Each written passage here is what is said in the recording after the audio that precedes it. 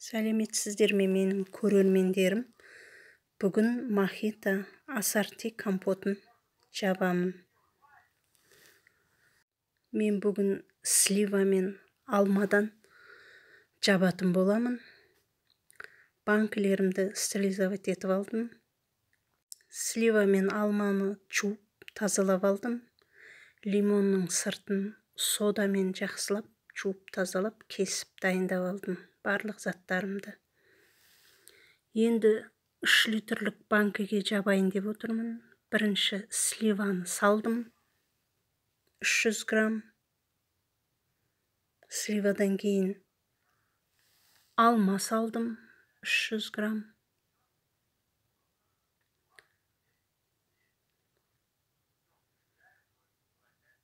Алмалардың өзегін тазалап алып тастадым. Егерде майда алма болатын болса, тұтас салсаңыздар болады.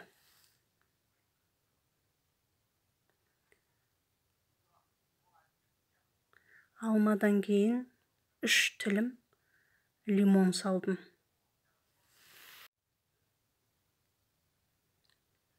Лимон салып болғаннан кейін мятаны алдын ала 30 минутқа суға салып, тазалап жуып алдым. Үлкендеу бір сабағын салдым мятаны. Сіздер өздеріңіздің қалауларыңыз бойынша салсаңыздар болады.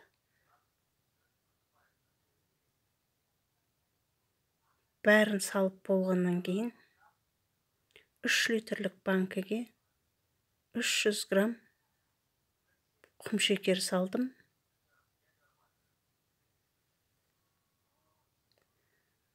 Құмшекерді салып болғаннан кейін алдын ала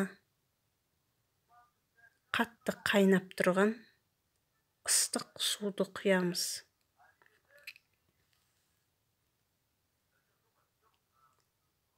Суларыңыз алдын ала қатты сақырлап қайнап тұрған болу керек. Газдарыңыздың астын өшірмеңіздер. Жай ыстық су болмайды. Міндетті түрде суларыңыз қатты қайнап, сақырлап қайнап тұрған болу керек. 3 литрлік банкымызды толтырып суды құямыз. Суды құйып болғаннан кейін крышкасын жауып қоямыз.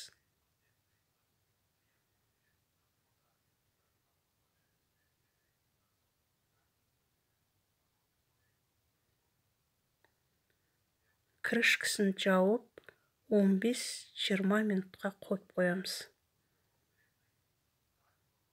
20 минут өткеннен кейін суымызды төгеміз. Төккенде таза ыдысқа құйып аламыз. Мен кастрөлге құйып алдым. Осы суымызды қайтадан қайнатып құятын боламыз. Суымыз 2-3 минут қайнау керек. Сақырлап қайнаған суымызды қайтадан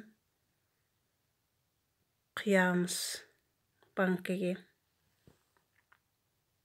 Банкіге құйып, егерде банкіңіз толмай қалса, тағы да қайнаған су қосуыңызға болады. Барлық банкілерімізді осылай жауып аламыз.